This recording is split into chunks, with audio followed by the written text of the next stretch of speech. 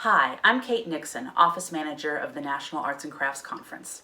I wanted to let you know that Bruce Johnson and I are hosting Arts and Crafts in August, a virtual experience. It's a week-long summer celebration of the arts and crafts movement, featuring exhibitor shows, seminars, small group discussions, tours, demonstrations, and the opportunity to watch all the sessions you missed last February. Our selling shows will open at 12 p.m. Eastern on Sunday, August 1st, and will remain open through 15th. And if you miss an event, you can watch the recorded sessions at your leisure at our video on demand page through August 22nd.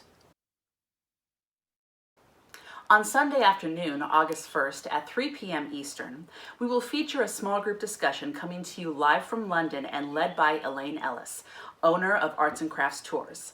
That same day, we will release the first of several educational seminars, namely 1901, the year that set the arts and crafts movement in motion, presented by Bruce Johnson.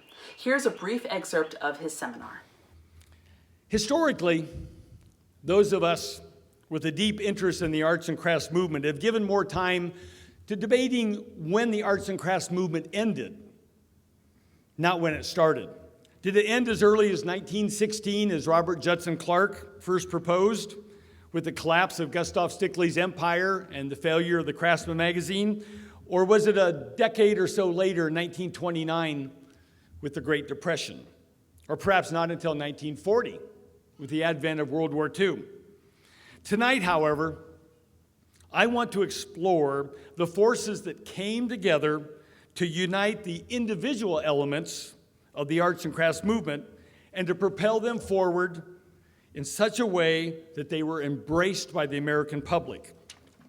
Now, if you play the game, which came first, the chicken or the egg, we know that American art pottery had its beginning long before the introduction of mission oak furniture, as it was first called. In the early 1880s, while marketing director Elbert Hubbard was writing jingles for the Larkin Soap Company, and Gustav Stickley was mass producing cheap, fancy Victorian rockers, firms such as Rookwood and other Ohio region potteries were transitioning from utilitarian pottery, storage vessels, churns, and crocks, the type seen on your left, to hand-decorated pottery that was designed to be displayed in the living room, not in the root cellar. Join the Gamble House staff for a recorded tour of the hidden corners of the Gamble House with an up-close view of some special green and green details.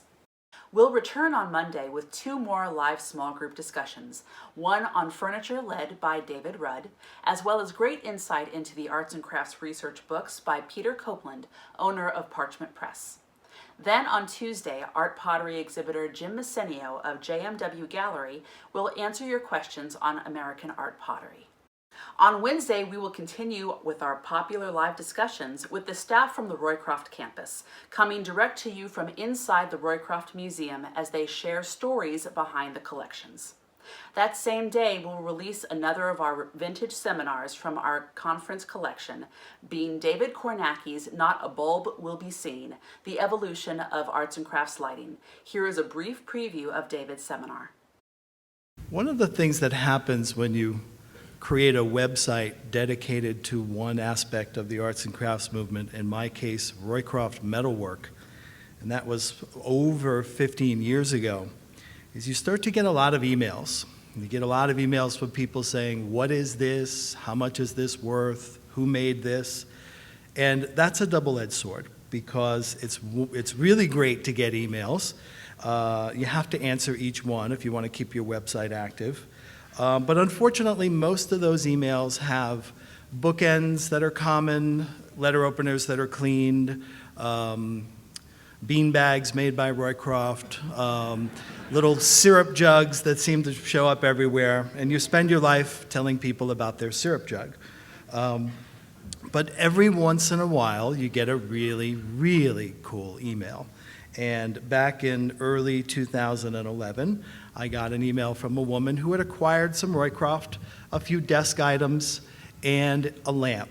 And she put the desk items on a table and put the lamp in the middle and sent me a picture, and this is the lamp. and she said, "Can you tell me about my Roycroft lamp?" Now, I've been looking at Roycroft lamps at that point for probably over 15 years. Thought I had seen all the Roycroft lamps that there were, but I had never seen this Roycroft lamp before.